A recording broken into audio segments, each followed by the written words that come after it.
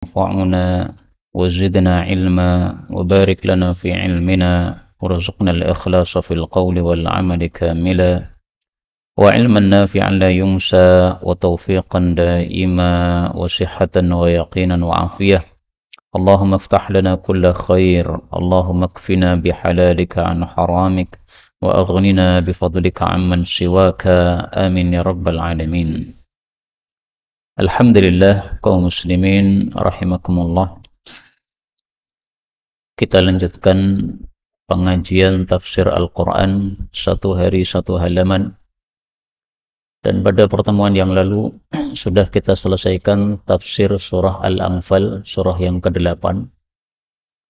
Maka kita lanjutkan surah berikutnya, surah At-Taubah, surat yang ke-9. Tapi surat At-Taubah ini sudah saya bahas di tempat yang lain, yaitu di Masjid At-Tin, sampai pada halaman 189. Karena itu langsung kita lanjutkan surah At-Taubah ayat 14 sampai 20, atau tepatnya pada halaman 189. أعوذ بالله السميع العليم من الشيطان الرجيم من همزه ونفخه ونفثه قاتلوهم يعذبهم الله بأيديكم ويخزهم وينصركم عليهم ويشف صدور قوم مؤمنين ويذهب غيظ قلوبهم ويتوب الله على من يشاء والله عليم حكيم أم حسبتم أن تتركوا ولما يعلم الله الذين جاهدوا منكم ولم يتخذوا من دون الله ولا رسوله ولا المؤمنين وليجة والله خبير بما تعملون ما كان للمشركين أن يعمروا مسجد الله شاهدين على أنفسهم بالكفر أولئك حبطت أعمالهم وفي النار هم خالدون إنما يعمر مساجد الله من آمن بالله واليوم الآخر وأقام الصلاة وآتى الزكاة ولم يخش إلا الله فعسى أولئك أن يكونوا من المهتدين أجعلتم سقاة الحاج وعمرة المسجد الحرام كمن آمن بالله واليوم الآخر وجاهد في سبيل الله لا يستوون عند الله والله لا يهدي القوم الظالمين الذين آمنوا وهاجروا وجاهدوا في سبيل الله بأموالهم وأنفسهم أعظم درجة عند الله وأولئك هم الفائزون الحمد لله رب العالمين اللهم ارحمنا بالقرآن آمين. Pada ayat-ayat yang kita baca ini ada beberapa kata yang boleh dibaca dengan dua bacaan. Yang pertama, pada ayat yang ke-17 di sini ada kata-kata masajidallah. Ini boleh dibaca dengan bentuk mufrad, yaitu masjidallah. Tetapi ayat berikutnya, ayat 18, ada kata juga masajidallah. Ini tidak boleh dibaca masjidallah. Kok bisa begitu? Padahal ayatnya berdampingan, kalimatnya sama. Itulah namanya ilmu qiraat. Ilmu qiraat itu tidak bisa kita karang-karang. Harus ada sumbernya sampai kepada Rasulullah SAW. Maka Rasulullah mengajarkan dua bacaan pada ayat 17, masajidallah dan masjidallah. Adapun pada ayat 18, beliau hanya mengajarkan satu bacaan, yaitu masajidallah saja. Maka hati-hati terhadap ilmu qiraat ini ya. Kemudian ayat 19, kata-kata siqayata boleh dibaca suqata. Dan artinya berubah sedikit. Tetapi kalau dibaca suqata, maka berikutnya juga imarata harus diganti menjadi amarata. Nah, mungkin dulu saya pernah membaca amrota, mimnya disukun, itu salah. Sehingga saya ralat sekarang. Yang benar apa? Amarota, mimnya di fathah. Adapun salahnya ya pertama karena saya bukan ahli qiraat, saya belajar ilmu qiraat tetapi bukan ahli di dalamnya. Guru-guru qiraat saya ada. Dan waktu itu saya salah karena melihat kitab guru saya, Syekh Qurayyim Rajih, di situ tertulis mimnya disukun, amrota. Meskipun secara bacaan sebenarnya saya merasa janggal. Kenapa kok mimnya disukun? Karena mestinya mengikuti wazan fa'alah, mimnya di fathah. Nah, ternyata setelah berguru kepada guru yang lain, baru ketahuan bahwa ini ada kesalahan tulis pada kitab beliau. Maka yang benar apa? Amarota. Ini semua adalah qiraah mutawatirah, sumbernya dari Rasulullah sallallahu alaihi wasallam. Adapun tafsirnya secara ringkas, maka ketahuilah bahwa surat At-Taubah ini tidak beda dengan surat Al-Anfal. Pada surat Al-Anfal kemarin sering kita pelajari ayat-ayat tentang jihad, tentang perang. Nah, nanti pada surat At-Taubah sama. Karena itulah antara surat Al-Anfal dengan surat At-Taubah tidak dipisah dengan apa? Bismillahirrahmanirrahim. Kenapa? Salah satu sebabnya atau hikmahnya karena dua surat ini isinya hampir sama tentang perang. Nah, maka di sini Allah katakan pada ayat 14, qatiluhum, perangilah mereka orang-orang kafir, yu'adzibhumullah, Allah akan menyiksa mereka biaidikum dengan tangan-tangan kalian. Wa yukhzihim, dan Allah akan menghinakan mereka.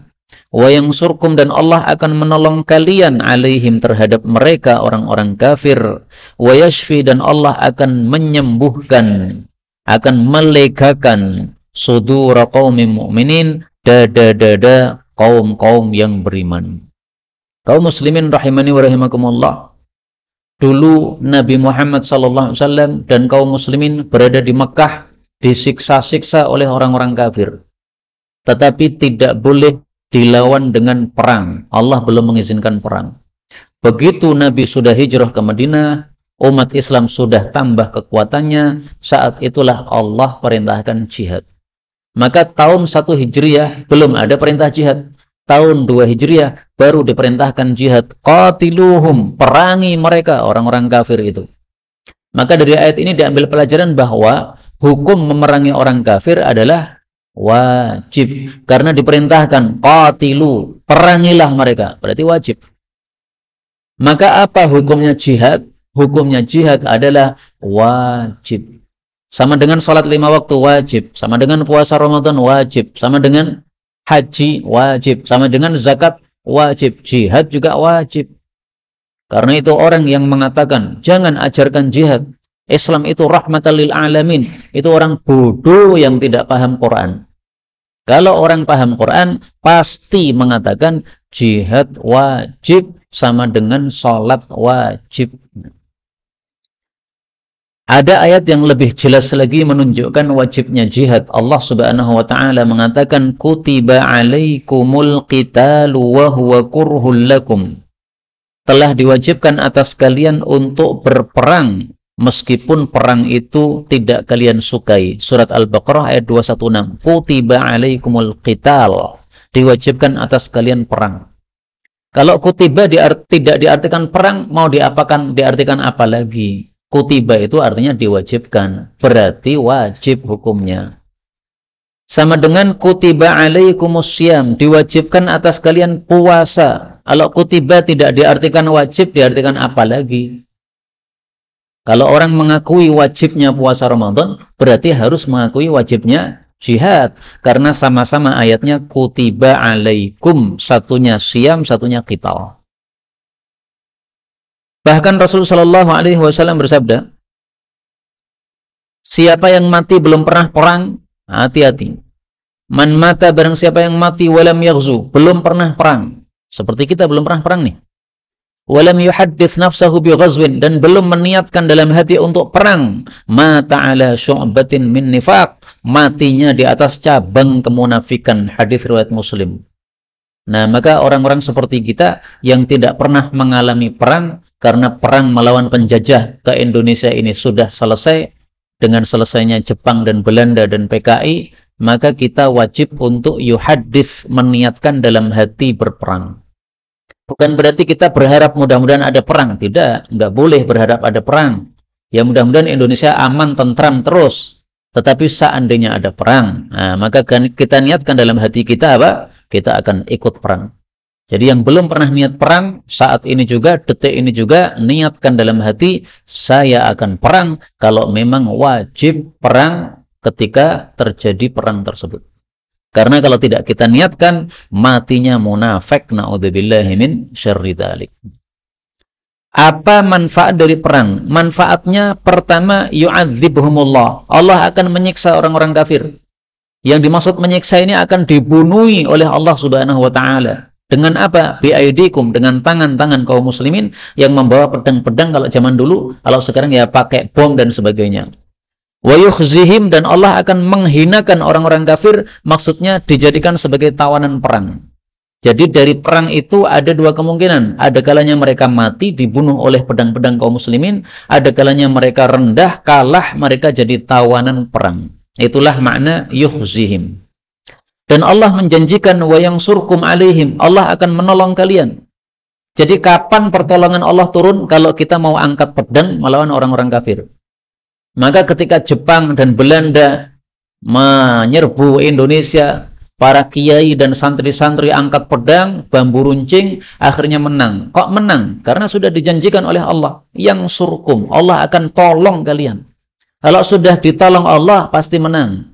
Meskipun mereka punya meriam, kita punyanya bambu runcing.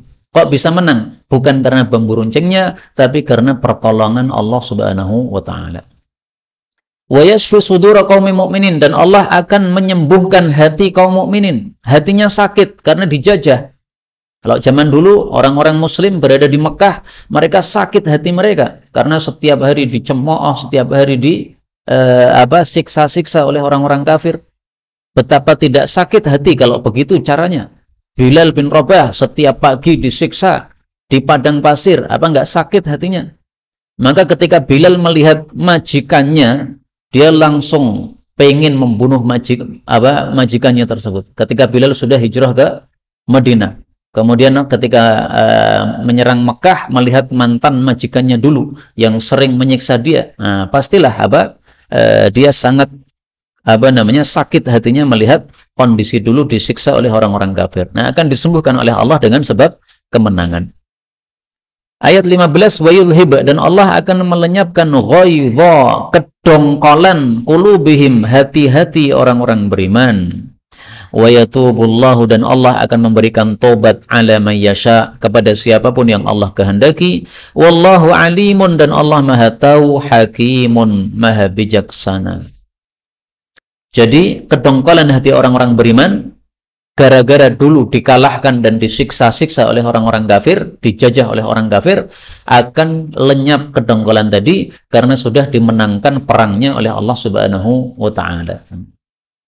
Tetapi Allah memberikan kesempatan kepada orang kafir untuk tobat. Wa yatubullahu ala man yasha. Dan ini ayat menunjukkan bahwa tidak semua yang kafir itu semuanya akan diperangi, kemudian semuanya akan mati kafir. Tidak. Ada di antara mereka yang kemudian tobat masuk Islam. Maka ayat ini termasuk mukjizat Allah diberikan kepada Nabi Muhammad sallallahu alaihi wasallam. Allah sampaikan dalam Quran, wa yatubullahu ala man yasha. Ternyata betul sebagian orang-orang kafir yang dulu adalah suka menyiksa orang muslim di Mekah, mereka akhirnya mendapatkan tobat dari Allah alias masuk Islam. Di antara mereka siapa? Contohnya adalah mertua Nabi Muhammad SAW. Beliau punya istri namanya Ummu Habibah. Ummu Habibah ini bapaknya adalah Abu Sufyan. Abu Sufyan ini pentolan kafir. Tapi ketika Fathu Makkah tahun 8 Hijriah, Abu Sufyan masuk Islam. Nah, berarti Abu Sufyan termasuk orang-orang yang wa yatubullahu ala man yasha. Termasuk di antara yang tobat juga adalah anaknya Abu Jahal. Abu Jahal tahu sendiri kan? Abu Jahal, Abu Lahab. Ini udah dua pentolan yang semua orang Islam pasti pernah dengar namanya. Karena saking dahsyat memusuhi terhadap Rasulullah sallallahu alaihi wasallam. Abu Lahab bahkan sampai namanya disebut oleh Allah. Kalau Abu Jahal namanya nggak disebut, tetapi ayat tentang Abu Jahal ada. Nah, maka Abu Jahal ini punya anak namanya Ikrimah. Ikrimah dulu juga pentolan kafir, tapi akhirnya kemudian masuk Islam. Kapan itu? Juga pada Fathu Makkah. Maka ayat ini wa yatubullahu 'ala may yasha masih memberikan kesempatan kepada orang-orang kafir, hei orang-orang kafir, kamu dulu perangi kaum muslimin, tapi masih ada kesempatan untuk tobat. Jadi kalau kalah jangan kemudian putus asa, langsung bunuh diri begitu saja, jangan, tapi tobatlah kepada Allah. Nanti kamu akan diterima tobatnya oleh Allah Subhanahu wa taala. Orang-orang yang dijadikan sebagai tawanan kemudian akhirnya masuk Islam, itu menyebabkan Allah Subhanahu wa taala senang terhadap mereka. Sebagaimana disebutkan dalam hadis yang sahih. Rasul sallallahu alaihi wasallam bersabda, "Dhahiktu min qaumin," saya tersenyum terhadap suatu kaum, yusaquna ilal jannah, mereka digiring menuju surga, muqarranina fis salasil, dalam keadaan terbelenggu dalam belenggu-belenggu. Hadis riwayat Ahmad. Maksudnya apa? Ada orang-orang kafir kalah dalam perang, kemudian jadi tawanan, dibelenggu, akhirnya masuk Islam. Itu sama dengan tergiring menuju surga, tapi harus dibelenggu dulu. Masuk surga enaknya bukan main kok malah perlu dibelenggu dulu. Nggak usah perlu dibelenggu. Maka alhamdulillah kita ini termasuk orang-orang yang menginginkan surga tanpa harus dibelenggu dulu, tidak seperti orang-orang kafir dulu. Hadis yang lain, ajiba rabbuna min qaumin, Allah senang terhadap suatu kaum, yuqaduna ilal jannah, yang mereka digiring menuju surga, fis salasil, di dalam rantai-rantai, yaitu sebagai tawanan perang, kemudian akhirnya masuk Islam. Hadis riwayat Bukhari. Ayat 16 Allah katakan, am hasibtum, apakah kalian mengira, antutraku, bahwasanya kalian akan dibiarkan oleh Allah tanpa ujian. Walamma, padahal belumlah ya'lamillahu, Allah mengetahui, alladzina, maksudnya Allah melihat ya. Dan belumlah Allah melihat alladzina jahadu minkum, orang-orang yang berjihad di antara kalian. Walam yattakhidu, belum juga Allah melihat orang-orang yang menjadikan dan tidak menjadikan min dunillah, selain Allah, wala rasulihi, juga selain Rasulullah, walal mu'minin, juga selain mu'minin, walijah, sebagai teman dekat atau bitanah. Wallahu, dan Allah itu khabirun, maha mengetahui, bima ta'malun, dengan apapun yang kalian amalkan. Ayat ini menunjukkan bahwa perintah untuk berjihad itu sesuatu yang pasti akan diperintahkan oleh Allah. Tidak mungkin tidak. Kenapa? Karena dengan perintah jihad itu akan teruji siapa yang betul-betul beriman kepada Allah, siapa yang tidak. Ketika ditawarkan masuk Islam, pada masuk Islam. Tapi begitu diperintahkan jihad, beberapa orang murtad. Nah, itu berarti masuk Islamnya nggak beneran. Kalau masuk Islamnya beneran, maka diperintahkan apapun, sami'na wa ata'na. Disuruh tinggalkan minuman keras, para sahabat tuangkan semua minuman keras. Disuruh puasa Ramadan, para sahabat semuanya puasa Ramadan. Disuruh salat 5 waktu, semuanya salat 5 waktu. Disuruh jihad, semuanya ambil pedang, jihad fisabilillah. Maka yang dimaksud tutraku, dibiarkan, ini maksudnya tidak mungkin manusia ini dibiarkan masuk Islam tanpa diuji oleh Allah. Maka Allah akan uji dengan perintah-perintah yang berat, supaya tampak siapa yang betul-betul Islam, siapa yang hanya pura-pura Islam seperti orang-orang munafik. Maka ayat ini semakna dengan kalam Allah pada surat yang lain, yaitu pada surat Al-Ankabut ayat 2. Allah mengatakan, ahasiban nasu ayyutraku ayyaqulu amanna. Apakah manusia mengira dibiarkan oleh Allah mengatakan kami sudah iman, wahum la yuftanun, tanpa diuji oleh Allah Subhanahu wa taala? Enggak mungkin. Pasti diuji oleh Allah. Nah, salah satu ujiannya adalah perintah untuk jihad. Maka ayat ini menunjukkan bahwa perintah jihad ini sesuatu kepastian, tidak mungkin tidak diperintahkan oleh Allah, karena tujuannya untuk menguji. Diuji dengan jihad supaya tampak siapa alladzina jahadu minkum. Siapa tampak orang-orang yang berjihad, siapa tampak siapa yang tidak mau jihad. Maka pada perang Badar itu beberapa orang-orang munafik sudah ikut berangkat perang, tetapi di tengah perjalanan kemudian balik mundur, Pak. Kenapa balik mundur? Karena memang tidak punya iman. Nah, orang-orang beriman tidak begitu. Meskipun jumlah sedikit, tetapi mereka yakin pertolongan Allah pasti akan menyebabkan menang, maka mereka berangkat. Demikian juga diuji supaya tampak siapa orang-orang yang tidak menjadikan selain Allah dan selain Rasulullah dan selain mukminin sebagai teman dekat. Berarti tidak boleh kita mengambil teman dekat dari kalangan orang-orang kafir. Termasuk di dalamnya adalah tidak boleh mengangkat pemimpin kafir. La tattakhidul kafirina awliya. Jangan dijadikan orang kafir sebagai wali. Dan wali itu mencakup dua sebagaimana dulu pernah kita jelaskan. Yang pertama, kekasih atau teman dekat, nggak boleh kita berkekasih dengan orang kafir. Yang kedua, tidak boleh menjadikan sebagai pemimpin. Maka kalau ada coblosan, haram nyoblos orang kafir. Kenapa? Karena dilarang kita mengangkat orang kafir sebagai pemimpin kita. Walijah ini sama dengan bitanah yang disebutkan oleh Allah Subhanahu wa taala pada surat yang lain, Ali Imran ayat 118. Ya ayyuhalladzina amanu, wahai orang-orang beriman, la tattakhidhu bitanatan min dunikum, jangan mengangkat teman dekat dari selain Islam, min dunikum, selain muslim, non muslim, enggak boleh jadi teman dekat. Teman dekat itu maksudnya apa? Teman yang kita mencurahkan rahasia kepadanya, itu teman dekat. Nah, jangan kepada orang kafir. Seperti yang dilakukan oleh Hatib bin Abi Balta'ah, sahabat Nabi, membocorkan rahasia bahwa Nabi akan melakukan Fathu Makkah kepada orang kafir. Nah, itu tidak boleh seperti itu. Maka yang dilakukan oleh Hatib, sahabat Nabi itu ditegur oleh Allah dalam Al-Quran. La tattakhidul kafirina awliya. Jangan jadikan orang kafir sebagai kekasih sehingga ngasih pembocoran rahasia seperti tadi. Ayat 17 Allah mengatakan, makana, tidaklah pantas lil musyrikin, bagi orang-orang musyrik, ayya'muru, memakmurkan masjidallah, masjid Allah. Syahidina, mereka itu mempersaksikan ala anfusihim, atas diri mereka sendiri, bil kufri, dengan kekafiran. Maksudnya mereka mengakui diri sebagai orang kafir. Ulaika, mereka itu habitat, gugur, a'maluhum, amal-amal mereka, wa finnari, dan di dalam neraka, hum khalidun, mereka akan kekal di dalamnya. Ayat ini berita tetapi maksudnya larangan. Ayat ini berita tapi maksudnya perintah.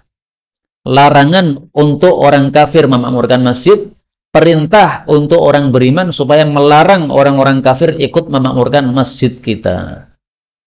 Jadi ada orang kafir ingin nyumbang untuk bangun masjid, kita tolak.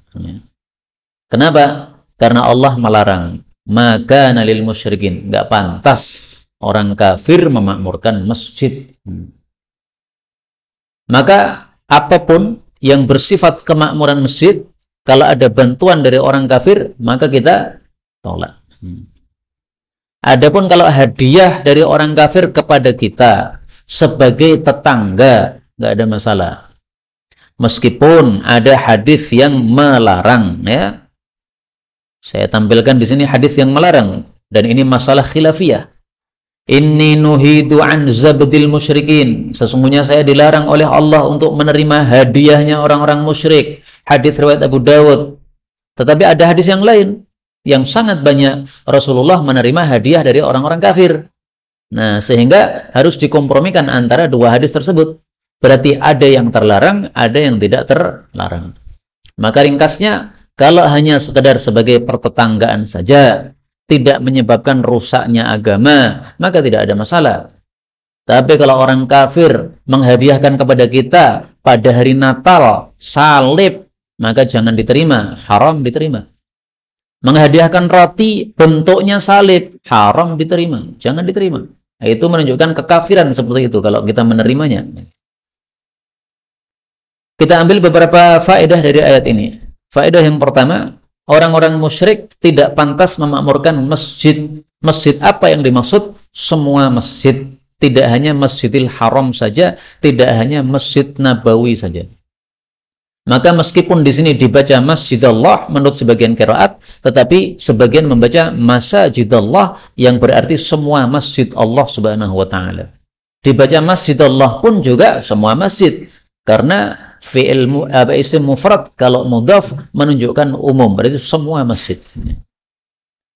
Meskipun ada larangan khusus untuk Masjidil Haram, tetapi juga berlaku untuk semua masjid. Kita baca ayat yang menunjukkan larangan khusus tersebut.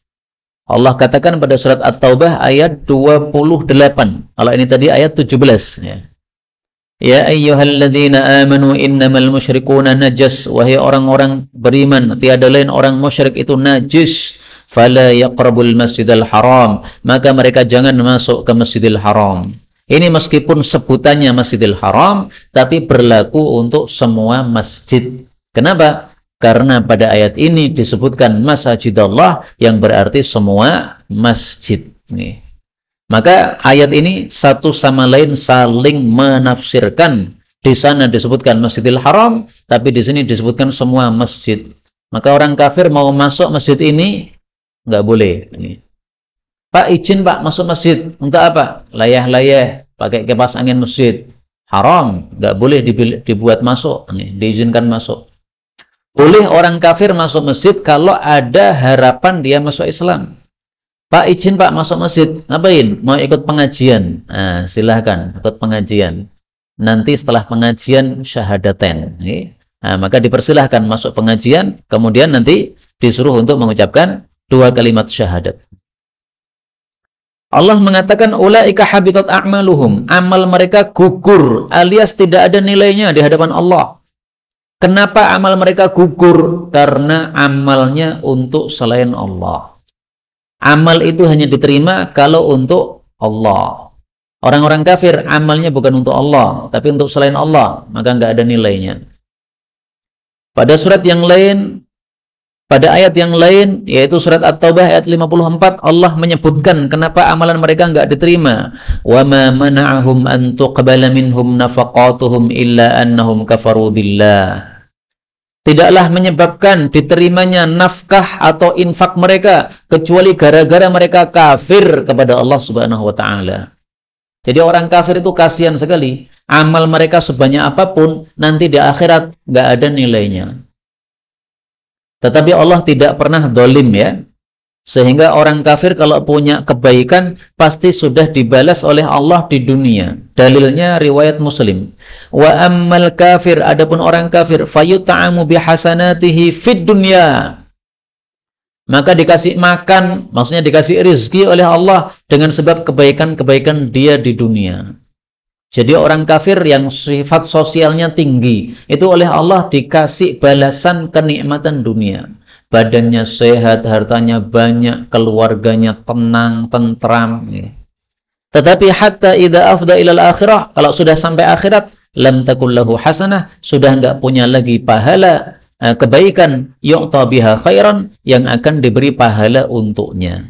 Jadi nol pahala untuk orang-orang kafir. Sehingga dalam ayat yang lain disebutkan kasarobin biqi'ah. Amalan mereka itu seperti fata morgana. Fata morgana dari jauh kelihatan ada air. Begitu kita dekati, nol, nggak ada apa-apa. Nah, amalan orang kafir juga begitu. Di dunia kelihatan besar-besar. Bantu sana, bantu sini, sosialnya tinggi. Kalau sedekah, Masya Allah, besar-besar. Tapi nanti sampai akhirat, nol, nggak ada apa-apa. Na'udzubillahi min syarri dzalik.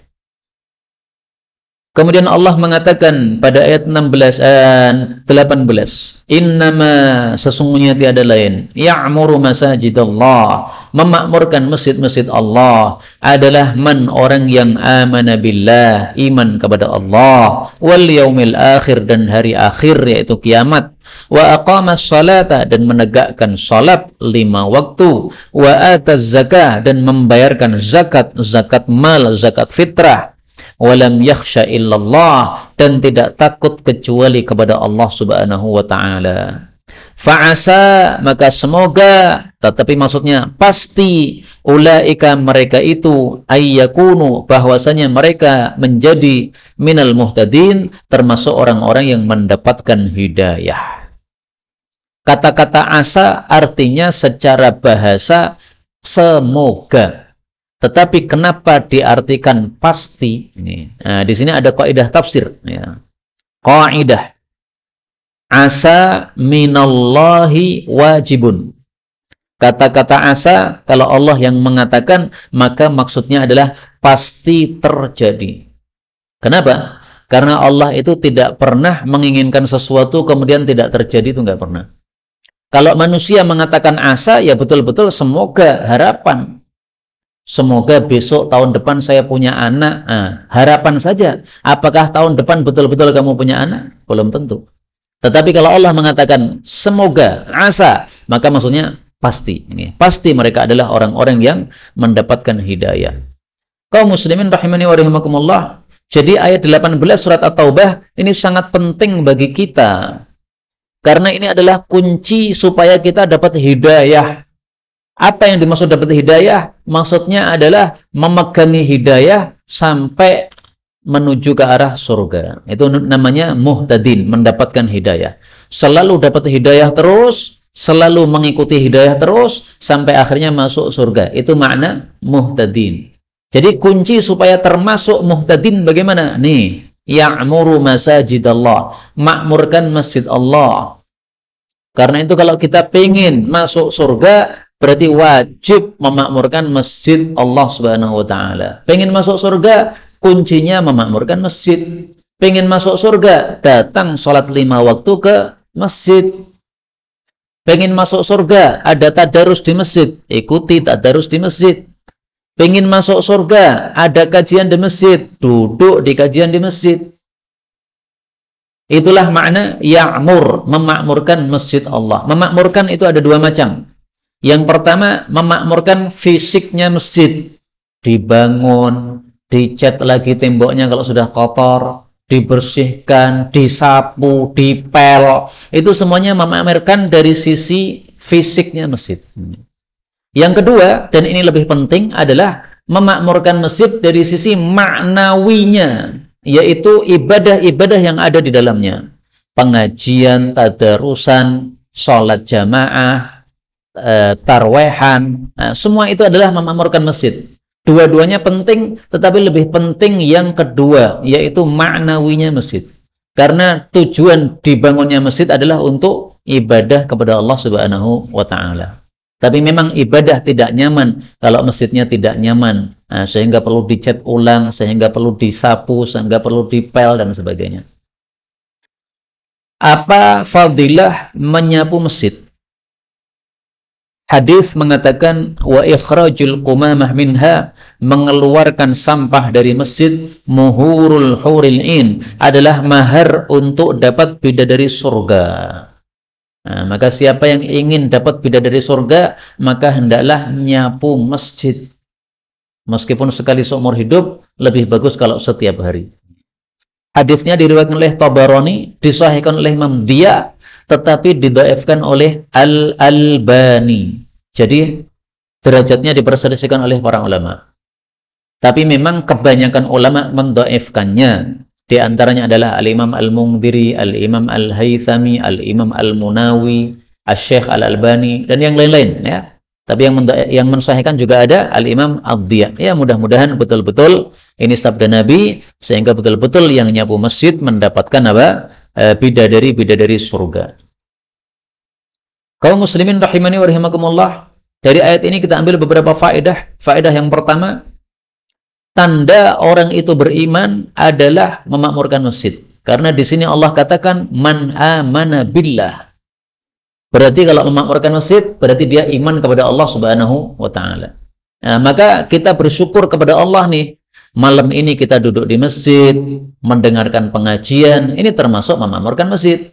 Nanti salat isya kita ikut salat jamaah di masjid, subuhnya juga ikut lagi. Itu memakmurkan masjid, berarti tanda kita iman kepada Allah. Maka mudah-mudahan semua kita masuk surga tanpa hisab, tanpa azab. Amin ya rabbal alamin.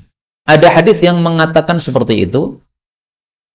Idza ra'aitum, apabila kalian melihat ar-rajula, seseorang yang ta'dul masajid, sudah terbiasa datang ke masjid, fashhadu lahu bil iman, maka saksikanlah dia betul-betul beriman. Hadis riwayat Tirmidzi, kemudian Nabi membaca ayat tersebut. Ayat ini menunjukkan juga bahwasanya aqamas shalah wa ataz zakah, salat dan zakat ini dua hal yang tidak bisa dipisahkan. Makanya para ulama menyebutnya sebagai qarinatan, dua yang digandengkan. Kalau salat saja tidak mau zakat, salatnya enggak diterima oleh Allah. Zakat saja tidak mau salat, zakatnya tidak diterima oleh Allah Subhanahu wa taala. Faedah berikutnya, termasuk sifat orang-orang yang memakmurkan masjid adalah walam yakhsha illallah, jangan takut kecuali kepada Allah. Maka kalau takut hanya kepada Allah, jangan meninggalkan perintah Allah gara-gara takut kepada manusia. Meninggalkan perintah Allah, sholat Jumat, gara-gara ada COVID, disuruh nutup masjid, jangan mau. Kenapa kita nggak mau? Karena kita adalah orang-orang yang memakmurkan masjid. Dan orang-orang yang memakmurkan masjid, ciri-cirinya adalah walam yakhsha illallah, tidak takut kecuali kepada Allah. Efek dari tidak takut kecuali kepada Allah adalah tidak boleh meninggalkan perintah Allah gara-gara takut kepada manusia. Maka manusia buat aturan, tapi Allah juga buat aturan. Perintah Allah, aturan Allah, kalau bertentangan dengan aturan manusia, harus aturan Allah yang didahulukan. Jumatan itu perintah Allah. Sementara nutup masjid itu perintah manusia. Menutup masjid gara-gara COVID itu. Nggak boleh kita taati manusia.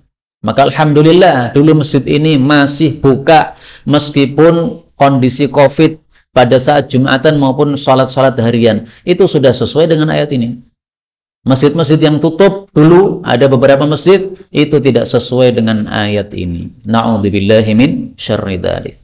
19. Aja'altum, apakah kalian menjadikan suqatal haji, orang-orang yang memberi minum kepada orang-orang haji, atau siqayatal haji, ibadah memberi minum kepada orang-orang haji, wa imaratal masjidil haram, dan memakmurkan masjidil haram, atau wa amarata, dan para pemakmur al masjidil haram. Apakah kalian jadikan kaman amana, seperti orang yang beriman billah kepada Allah, wal yaumil akhir, dan hari akhir, wajahada fi sabilillah, dan jihad di jalan Allah? Ayat ini mengingkari perkataan orang-orang kafir. Orang kafir mengatakan, kami ini orang-orang pilihan Allah, kami mengurusi Ka'bahnya Allah, rumahnya Allah. Kalau ada orang haji, kami yang kasih minum. Kalau ada orang-orang yang haji, maka kamilah yang menyiapkan makanan kepada mereka. Kami yang menyiapkan tempat untuk mereka. Nah, ini kebanggaan yang dibangga-banggakan oleh orang-orang kafir. Maka Allah turunkan ayat ini. Hei orang-orang kafir, apakah kalian menjadikan melakukan siqayatul haji dan memakmurkan Masjidil Haram itu disamakan dengan orang yang iman kepada Allah dan hari akhir dan jihad? Apakah sama? Allah jawab sendiri, la yastawuna indallah. Mereka tidak sama di hadapan Allah Subhanahu wa taala. Orang-orang kafir memang waktu itu ketika Nabi berada di Madinah, merekalah yang melakukan siqayatul hajj. Merekalah yang memakmurkan Masjidil Haram, tetapi memakmurkannya tidak sesuai yang diinginkan oleh Allah Subhanahu wa taala. Yang disebut memakmurkan masjid bagaimana? Tadi untuk ibadah kepada Allah. Sementara orang-orang kafir itu tidak nyembah Allah, tapi nyembahnya kepada selain Allah. Berarti tidak pantas mereka memakmurkan masjid. Dalam Sahih Muslim disebutkan sebab turun ayat ini, yaitu ada 3 orang di mimbar Rasul Shallallahu Alaihi Wasallam berdebat. Ada satu orang mengatakan, saya tidak peduli untuk tidak beramal apapun setelah masuk Islam selain siqayatul hajj. Sudah muslim saya, sudah siqayatul hajj, sudah nggak ada yang lain yang saya amalkan, cukup. Nggak usah ngaji, nggak apa-apa. Orang yang lain mengatakan, kalau saya tidak akan peduli, tidak beramal apapun setelah masuk Islam selain memakmurkan Masjidil Haram. Selain itu nggak saya lakukan, maka sudah cukup. Nah, ada orang yang ketiga mengatakan, al-jihadu fi sabilillah afdol. Jihad fi sabilillah, perang melawan orang-orang kafir, itu lebih utama daripada apa yang kalian sebutkan itu. Maka Sayyidina Umar marah-marah. Beliau mengatakan, jangan keras-keras di samping mimbar Rasul sallallahu alaihi wasallam. Ini enggak sopan kalian itu. Dan waktu itu adalah hari Jumat. Jadi tampaknya mereka sedang menunggu Nabi datang untuk Jumatan, malah mereka debat sendiri. Akhirnya oleh Sayyidina Umar disuruh diam saja. Nanti kalau sholat Jumat sudah selesai, saya akan masuk rumah Nabi, akan tanya kepada Nabi terhadap perkara yang kalian perselisihkan. Nah, saat itulah kemudian Allah menurunkan ayat ini sebagai jawaban. Aja'altum siqayatal haji wa imaratal masjidil haram kaman amana billahi wal yaumil akhiri wa jahada fi sabilillah. Artinya jangan meremehkan amalan yang lain. Sudah siqayatul hajj, sudah memakmurkan Masjidil Haram, tapi ada perintah jihad wajib didatangi. Maka ayat ini dari awal sampai akhir isinya sebenarnya tentang jihad. Pertama, perintah jihad. Yang kedua, kemudian Allah Subhanahu wa taala menegaskan bahwa perintah jihad itu merupakan ujian dari Allah Subhanahu wa taala untuk menampakkan siapa yang betul-betul beriman, siapa yang tidak. Yang ketiga di sini menunjukkan bahwa amalan jihad tidak bisa diimbangi dengan amalan yang lain. Dengan siqayatul hajj enggak seimbang. Dengan memakmurkan masjid enggak seimbang. Masih tinggi jihad fi sabilillah, sehingga jangan karena sudah memakmurkan masjid kemudian tidak mau jihad fi sabilillah. Allah mengatakan wallahu, dan Allah itu la yahdi, tidak akan memberikan hidayah al-qaumadz zalimin, kepada orang-orang yang zalim. Zalim di sini terutama adalah orang-orang yang kafir, orang-orang yang musyrik. Maka kalau musyrik tidak akan dapat hidayah dari Allah Subhanahu wa taala. Tapi kita juga khawatir apabila kita berbuat zalim kepada sesama muslim, kita akan dijauhkan dari hidayah. Karena Allah di sini mengatakan secara umum Allah tidak kasih hidayah orang-orang yang zalim. Nah, sehingga mari kita berhati-hati jangan sampai zalim kepada sesama muslim. Kepada orang kafir pun kita tidak boleh zalim, apalagi sesama muslim. Dan zalim ada 3 macam zalim kepada orang itu. Yang pertama, zalim terhadap nyawanya atau badannya, misalnya memukul atau membunuh. Yang kedua, zalim terhadap hartanya, misalnya mencuri.